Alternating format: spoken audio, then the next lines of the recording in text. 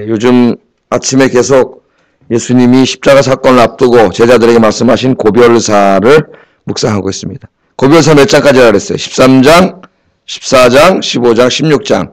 고별사라 그랬어요. 십자가 사건을 앞두고 예수님이 하신 말씀이고.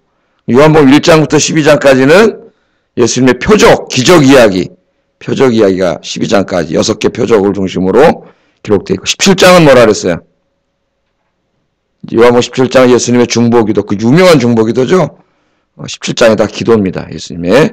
18장부터 이제 나머지 21장까지는 예수님의 순환기사, 마지막 순환과 부활기사. 요한복음을 이렇게 크게 네 군데로 이렇게 딱 나누어서 읽으면 내가 성경 읽을 때도 이 이야기가 쉬워요. 그래서 이제 우리 14장은 고별사인데 어제부터 우리 성령에 대해서 공부하고 있습니다. 성령. 이 성령을 잘못 공부하는 데서 온갖 이단이 다 생겨나요. 이단이. 그래서 성령의 역사를 강조하는 교회에, 그래서 원래 강조해야 되는데 이것이 원래 성경의 가르침과는 벗어나가지고 이상한 신비주의로 흘러가는 경향이 상당히 많습니다. 그래서 이 성령론에 대해서 우리가 잘 알아야 돼요. 성경의 성령에 대해서 어떻게 가르치는지 잘 알아야 됩니다. 어제는 성령, 우리가 예수를 믿으면은 하나님의 영이신 성령께서 우리 안에 찾아오신다 그랬어요. 우리는 삼위일체 하나님을 믿습니다. 성령 하나님, 성부 하나님, 성자 하나님, 이렇게 삼위일체 하나님을 믿어요. 삼위일체 자체가 신비고 그 삼위일체 자체를 우리 이성으로 이해할 수가 없어요. 그래서 그 존재론적으로는 정말 도저히 이해할 수가 없고, 그래서 이제 요새 삼위일체로 기능적으로 이해하려는 시도들이 있는데, 성부 하나님이 하시는 일, 성자 하나님이 하시는 일, 성령 하나님이 하시는 일이 다 하나죠. 하나. 다 똑같은, 조금도 다름없이 다 하나인 그런 의미에서 이제 하나님 한 분이라고 하시는 기능론적인 의미로 이해하는 시도들이 이제 되고 있는데, 하여튼 이 삼위일체 하나님이 어떻게 한 분 하나님이 세 분으로 존재하시는지는 존재론적으로는 상당히 이해하기 어려운 것입니다. 우리 인간의 이해로는 하나님 다 이해할 수가 없어요. 자, 그래서 어제는 이제 성령이, 우리가 예수 믿으면 그 하나님이 우리 안에 성령으로 우리 안에 임재하신다 그랬죠. 찾아오심이 중요한 약속이죠. 우리 안에 찾아오시는데, 성령님만 찾아오시는 게 아니라 어제 공부했죠. 성령이 오심을 통해서 우리가 어떻게 돼요? 예수님이 했잖아요. 내가 아버지 안에, 너희는 내 안에, 나는 너희 안에 거함으로 결국 삼위일체 하나님께서 우리와 함께 계시고 삼위일체 하나님 안에 거하는 놀라운 역사가 일어난 거라고. 여러분 그거 아셨어요? 네? 내가 예수 믿고 구원받았다는 게 나 그냥 교회 다니네? 그 정도 된 게 아니에요. 온 우주 만물을 창조하신 삼위일체 하나님이 내 안에 계신 거예요. 나와 함께 계시는 거예요. 그래서 신학적으로 우리가 성경을 깊이 공부할수록 나의 신앙이 깊어지고 그 확신이 뿌리가 깊이 내리기 때문에 흔들리지 않습니다. 근데 이렇게 이제 깊은 신학적인 지식을 모르면 뿌리가 낮아가지고 햇빛만 쬐게 쬐도 그냥 확 말라버려요. 바람만 좀 불어도 막 그냥 흔들리고 비만 한 번 와도 씻겨 내려가고.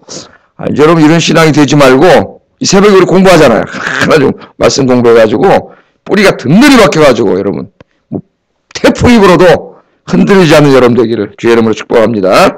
어제는 성령님이 우리 안에 찾아오심의 그 신학적 의미에 대해서 공부를 했는데, 오늘은 이제 성령님이 우리 안에 오셨을 때 우리에게 어떤 일을 행하시는지 이렇게 두 가지만 아침에 새벽에 잠깐 생각해 보려고 합니다. 이 참 중요해요. 오늘 말씀이 두 가지인데, 첫째는 뭐냐면 성령은 진리의 영이라 그랬어요. 진리의 영. 그죠? 14장에서 성령은 14장 17절에 보면 성령은 진리의 영이다. 이거 잊으면 안 돼요, 여러분. 진리. 이게 무슨 성령님이 오시면 무슨 신비한 환상을 보여주고 방언을 하고 무슨, 이렇게 생각하는 사람들이 많아요. 우리나라 특별히 한국교회 안에. 성령님은 어떤 영이에요? 진리예요, 진리. 진리의 영. 인격적인 우리 하나님이시고, 진리의 영이에요. 그래서 26절 한번 읽어보겠습니다. 26절. 시작.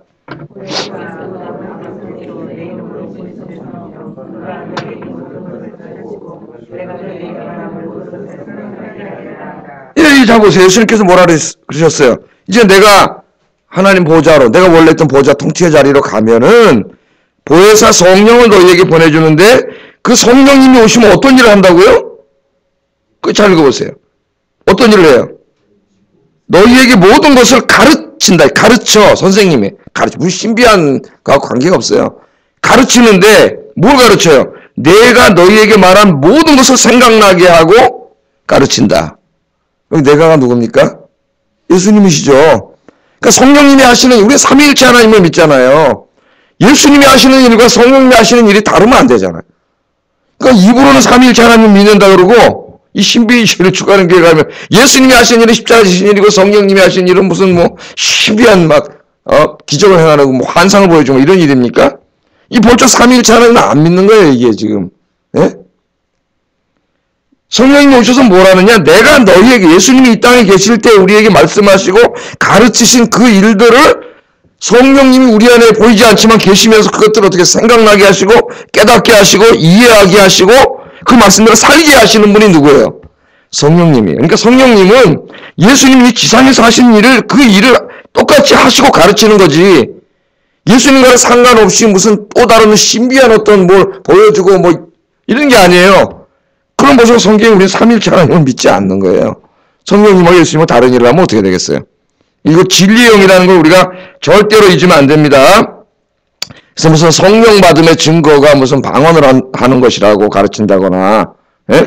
성령 받음이 무슨 방언을 한다고 가르치거나, 무슨 환상을 보고, 뭐, 입신 뭔지 알죠? 예, 좀 신비로운 게, 입신한다고 막 그녀기도에 또 벌렁벌렁 들어놓는 아주머니들이 많아요. 막 누워가지고 이러고 있어요. 어떤 분은 막 거품까지 물고 있어요. 제가 보니까. 뭐 하냐면 입신했대요. 입신이 뭡니까? 지금 천국에 가 있대요, 영혼이. 예? 그것도 막 일어나가지고 막 볼펜으로 막 큰 종이에다 뭔 말인지도 몰라. 막 그려. 뭐 한 거니까 이거 필기 은사를 받았대, 필기 은사를. 예? 또 어떤 아줌마 옆에서 또 해석을 하고 앉았어요.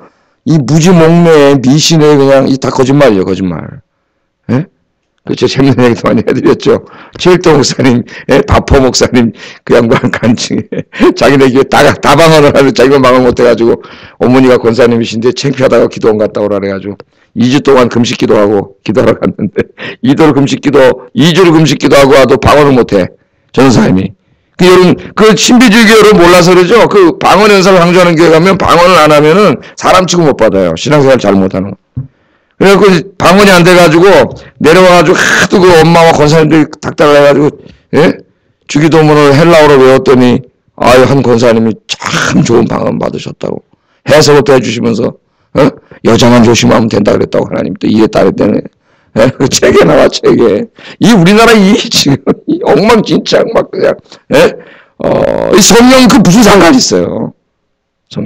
성령님이 오시면 신약 성경에 보면 방언으로 나타날 때도 있습니다. 오순절날도 성령이 처음으로 인간 사회 속에 완전 영원히 오시는 그날 그걸 알리기 위해서 오순절날 다 언어였죠. 언어. 사도행전 2장에 보면. 그래서 사도행전을 쭉 읽어보면 제가 우리 구역장님들한테 성령론은 다 체계적으로 가르쳤지만은 훨씬 거의 대부분의 성령님이 오실 때 방언을 하지 않아요. 사도행전 읽어보면. 몇몇 경우는 방언이 나타나지. 그러니까 방언할 수도 있지만은 방언하고 성령 오시면 그거는 뭐 성령 오시면 반드시 방언해야 된다. 그런 일이 없어요. 성령이 오시면 구원하고 관계가 있는 거지. 우리 인치셔가지고.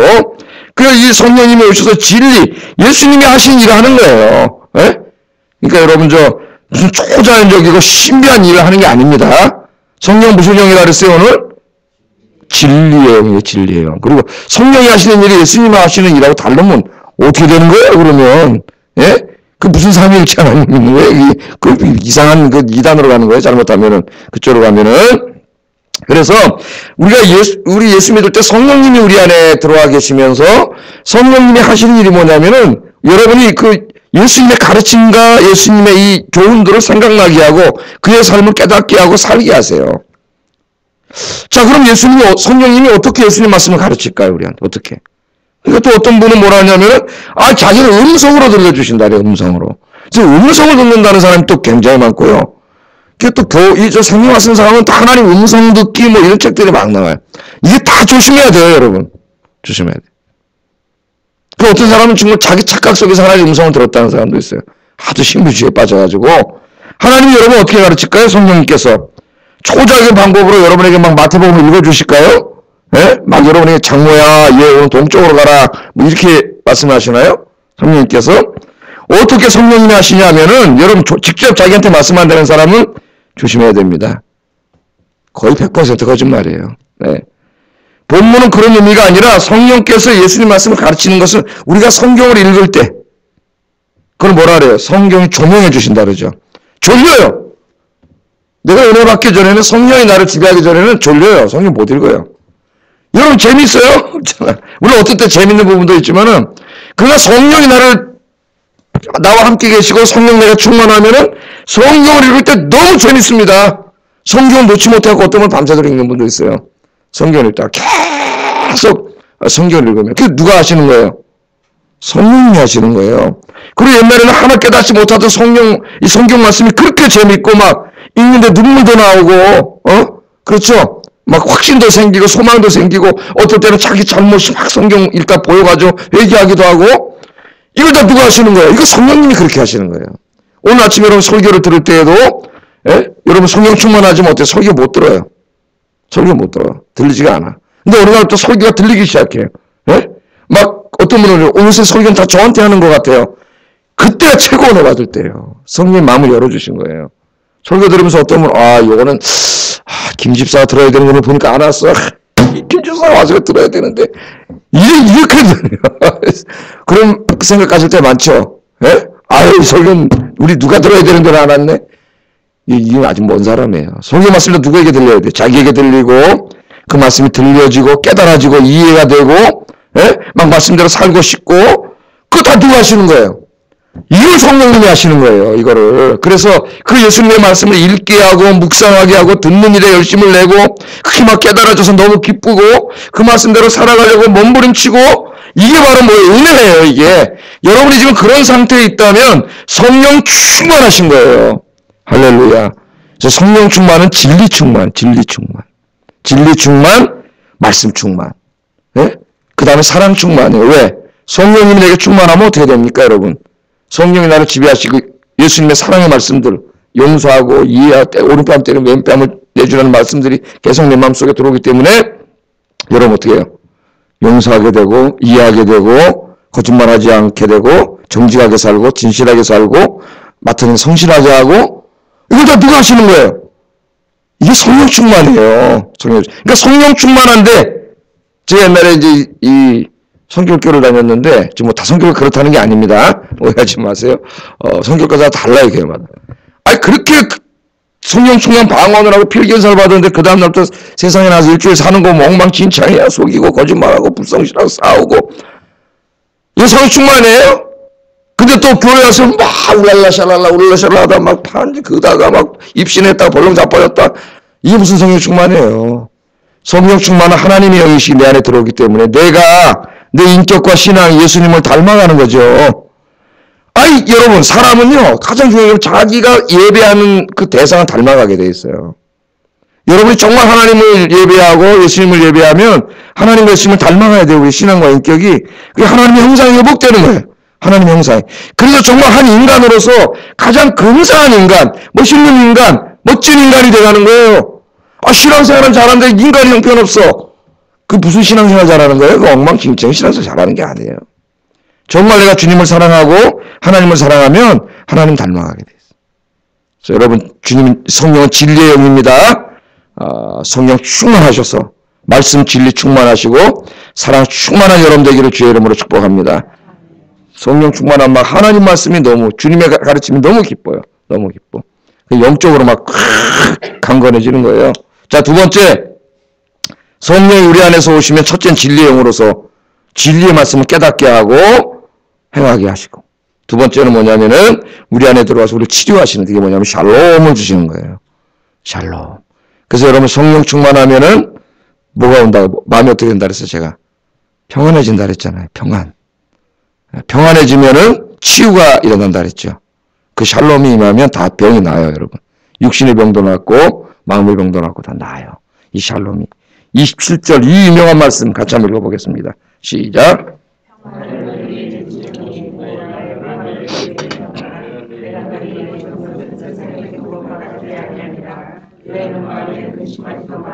두려워하지도 말라. 아멘. 성령님이 오시면 뭘 주냐면은 평안을 주십니다. 평안. 헬라 말로는 에이레네라고 하는 말인데 그 말로는 이 의미가 다 다가오지 않아요. 그래서 히브리 말로 다시 바꾸면 샬롬, 우리가 샬롬. 우리 인사할 때 샬롬 그렇게 인사하세요. 문자 보낼 때도 제일 앞에다 이제 앞으로 뭐라고 보내라고요? 차목사님 샬롬. 기분이 너무 좋아요. 샬롬. 그건 뭐예요? 하나님의 평화가 당신에게 임하기를 바랍니다. 그런 말이거든요. 그 하나님의 평화가 내게 임하면 뭐가 일어난다고요? 치유가 일어나요. 회복이 일어나고 모든 문제가 싹 사라져요. 행복해져요. 예? 그래서 예수님께서는 나의 평안을 너에게 준다 그랬습니다. 이 세상의 평안을 준다 그러지 않고 소유격이에요. 나의 평안이에요. 예수님이 가지고 있는 하나님의 평안을 우리에게 주는데 내가 너에게 주는 평안은 세상이 주는 평안과 같지 않다 그랬습니다. 여러분 이 땅에 살 때도 어때요? 지금 우리가 평화로운 곳에 가운데 좀 살죠 그래도. 물론 뭐 싸우고 다투고 막 정치 이념 우리나라에 일고 있지만 전쟁은 안 일어나고 있잖아요. 저 사람도 전쟁이 안 일어나야 되는데 지금. 그 전쟁이 없는 상태가 원래 히브리 헬라 말로는 에이레네 평화예요. 왜냐면 그 당시에는 매일 전쟁하는 사회였거든요. 매일 전쟁. 특히 성경에 쓰여지기 바로 그 직전에는 로마가 분열돼가지고 로마가 여러분 잘 아시잖아요. 옥타비아누스, 안티오누스 해가지고 이 로마가 내전할 때 그 로마가 조그만 나라가 아니라 지중해 전역이다 로마인데 이 유럽 이게 두 파트로 나눠서 내전을 해가지고 평화가 없었어요. 몇십 년 동안 맨날 죽이고 살리고 싸우다가 이 아우구스투스 옥타비아누스가 황제가 되면서 로마가 정치적인 안정을 취하기 시작하지 않습니까? 그래서 그 사람이 내세운 정치적인 슬로건이 뭐냐면은 팍스 로마나예요. 팍스라는 말이 로마 말로 평화라는 말, 평화. 로마가 가는 곳에 이제는 팍스, 평화가 있다. 그래서 로마에게 충성을 다하면 로마가 거기에 로마의 법과 질서, 그리고 로마의 군대가 가서 치안을 유지해주고 그다음 국경을 내만족으로부터 지켜주므로 거기에 팍스가 임한다는 거예요. 그러니까 로마에게 충성을 다해라. 세금 잘 내고 로마의 황제에게 가서 탁 숭배하고 황제를 주로 모시면 로마가 너에게 평안을 주겠다는 거예요. 이게 팍스 로마나예요. 그래서 여러분 저 한 10여 년 전에 이라크 후세인이가 막 전쟁 일으킬 때 미국 사람들이 여러분 그 뉴스에서 보셨죠? 팍스 아메리카 들고 나왔잖아요. 팍스 아메리카. 그게 뭐예요? 그 흉내낸 거예요. 미국이 세계 평화를 지킨다는 말이에요. 미국의 군대가 가서 분쟁, 후세인 같은 놈을 다 몰아내고 중동 지역에 평화를 주겠다. 팍스 아메리카. 그 팍스예요. 전쟁이 없는 상태. 우리 지금 여러분 우리나라가 이 5,000년 역사의 외침을 거의 1,000번 받았다. 5년에 한 번 전쟁이 나왔던 나라인데 제가 태어나서 전쟁을 55년 동안 한 번도 경험을 안 했습니다.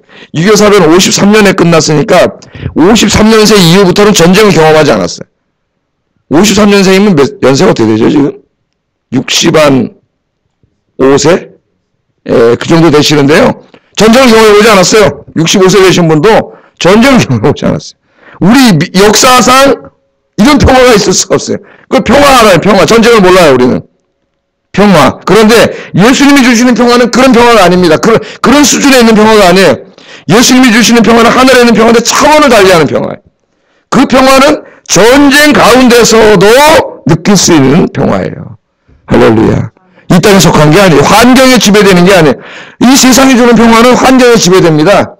내가 좀 경제적으로 어려워지거나 무슨 사업적으로 문제가 생기거나 이런 평화가 다 깨지잖아요, 여러분. 가정에 좀 무슨 문제가 생기거나 자식이 좀 어렵거나 뭔 문제가 생겨도 평화가 금방 깨져버려요. 그죠? 평안해 그랬다가 요만큼만 인생이 흔들려도 평화 깨져버려요. 그래 안 그래? 부부싸움만 해도 평화 깨져요 안 깨져요? 확 깨져버리잖아. 에이 죽어버릴래. 조그만 일 때문에. 죽지 마세요. 그러나 성령님이 오셔서 주시는 평안은 그런 평안, 세상에 속한 평안, 환경이 주는 평안이 아니에요. 이거는 근본적으로 하나님 주시는 평안이에요. 샬롬이에요, 샬롬. 물론 우리 인간이 이 땅에 사는 동안 완전히 그걸 다 100% 누릴 수는 없지만 여러분들 기도하시고 말씀 가운데 살면 성령 충만해져서 이 평안이 여러분을 지배해요. 샬롬이. 그러면 물론 인간이기 때문에 힘들면 약간 힘들 수 있습니다. 저도 힘들고 힘듦이 나를 지배하지 못해요. 평안이 더 크기 때문에 하나님의 평안이 우리를 지배해요. 이 평안이 여러분에게 가득하기를 주의 이름으로 축복합니다. 이 샬롬의 근본적인 의미는 에덴의 삶이 회복되는 인간의 삶 속 인간의 역사 속에서 여러분 샬롬이 완전히 이루어진 것은 에덴 동산밖에 없습니다. 에덴 동산. 그리고 그 샬롬이 깨진 다음에 죄 때문에 깨졌죠. 죄가 있는 것은 샬롬이 깨져요. 마지막으로 약속을 해주신 것이 이제 요한계시록 마지막 그리고 오늘 수혜 배우세요. 오늘 그 계시록 40장부터 48장까지의 그 하나님 마지막 세실 종말의 새하늘과 새 땅 새 성전, 거기서 샬롬이 완성돼요. 우리가 소망하고 지금 우리 천국 간다 그러잖아요. 천국 그날 바라보고 있지. 이 땅에는 샬롬이 없어요. 그런데 샬롬이 없는데 여러분 예수를 잘 믿으면 성령님께서 그 마지막 종말의 하나님 나라에서 누리게 될 샬롬을 가지고 여러분 안에 그냥 역사를 뚫고 찾아오셔가지고 실존적으로 여러분 들어오시는 거예요. 세상에는 없는데 나는 누리는 거예요. 세상은 전쟁이 일어나고 싸우고 난리 뽑고 그러는데 나는 평안을 누리는 거예요. 여러분 이런 평안을 누리는 이 정도의 신앙생활 하시기를 주의 이름으로 축복합니다. 신앙생활 깊이 하세요. 제가 늘 얘기하잖아요. 신앙생활을 잘하면 행복하다. 근데 어떤 사람은 어리석어서 신앙생활 엉망을 갖고 자꾸 돈 벌러 세상으로 나가. 자꾸 세상을 즐기려 되며 거기 행복이 있는 줄 알고 큰일 나요, 여러분. 자꾸 하나님부터 멀어지는데 거기 무슨 평화가 있어요. 잠깐은 기쁘고 행복하지 좀만 가보세요. 큰일 납니다, 여러분. 인생의 위기가 와요. 하나님께로 자꾸 나오세요. 나오셔서 기도하고 예배드리면 그 평화가 흔들리지 않아요. 흔들리지 않아. 그래서 여러분 우리 마음속에는 모든 그런 뭐 우울증이라든가 불안증, 요새 그 모든 정신적인 고통의 근원이 불안 아니에요. 불안. 다 불안에서 시작되는 거예요. 불안이 왜 생겨요, 여러분? 하나님에 대한 확신이 없기 때문에 불안이 생기는 거예요. 불안은 여러분 심리적인 질병이기 전에 신학적인 질병이, 영적인 병이에요. 하나님에 대한 확신이 없어지기 때문에 믿음이 없어지니까 불안한 거예요. 왜 믿음이 없어져요? 신앙생활을 엉망진창으로 하니까 믿음이 없어지는 거예요. 너무 기도하고 말씀 묵상하고 예배드리고 참 성보를 이렇게 해야 되는데 경건생활을 하지 않으니까 믿음이 없어지고 그 다음 불안해지고 우울해지고 인생이 뿌리채 흔들려버려.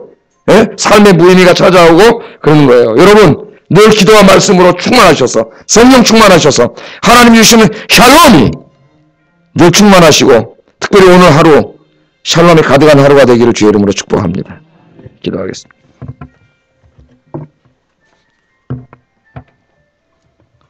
우리 말씀을 생각하면서 기도하겠습니다. 오늘 성령님께서 우리 안에 찾아오시는데 늘 성령 충만해야 되겠습니다. 성령 충만하셔가지고 주의 말씀을 깨닫고 이해하고 묵상하고 실천하는 삶을 살게 해달라고 기도하시고, 두 번째 늘 성령 충만해서 성령님이 주시는 샬롬 평안이 가득하게 하시고 오늘 하루도 샬롬 가운데 살게 하소서 기도하겠습니다. 사랑하시는 아버지 하나님 감사합니다. 오늘도 이 새벽 수요일 아침에 저희들을 불러주시고 새벽에 하나님 자리에서 일어나게 하시며 하나님 전으로 불러주셨으니 얼마나 복받은 사람들입니까? 새벽에 나오신 우리 사랑하는 성도님들 정말 복된 분들입니다.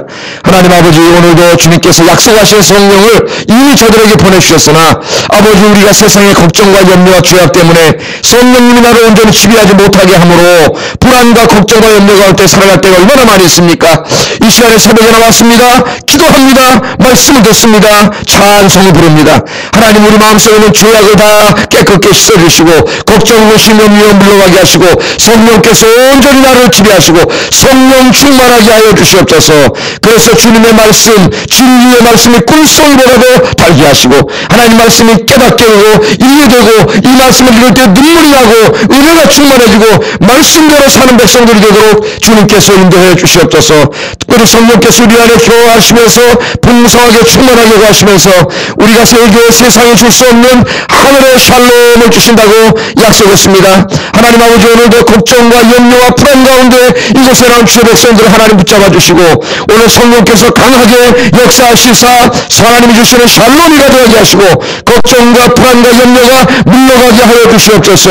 하나님이 주시는 샬롬은 환경에 영향받는 샬롬이 아닙니다. 하나님 아버지 어떤 환경 속에서도 전쟁의 한가운데서도 흔들리지 않고 흔들릴 수 있는 평화와 기쁨이라고 우리 주님 말씀했사오니 하나님의 조그만 환경이 어려워짐에 흔들리지 않게 하시고 주님이 주시는 평화 샬롬이 가득한 삶을 살도록 하나님께서 인도해 주시며 오늘 하루도 기도하고 하루를 시작합니다. 세상에 불안과 걱정과 염려가 사라지게 하시고 오늘도 여기 나와 기도하는 사랑하는 주의 백성들 한 사람도 빠짐없이 하나님의 샬롬이 가득한 하루가 되게 하여 주시옵소서. 우리 수요일